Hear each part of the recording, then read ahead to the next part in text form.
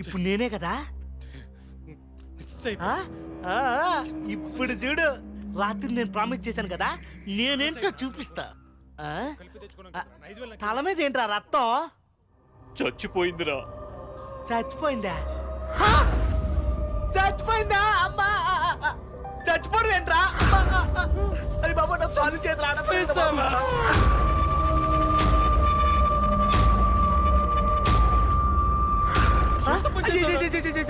ఎందుకు చంపేశావురా? అసలు ఏం అవసరం వచ్చిందిరా నీకు?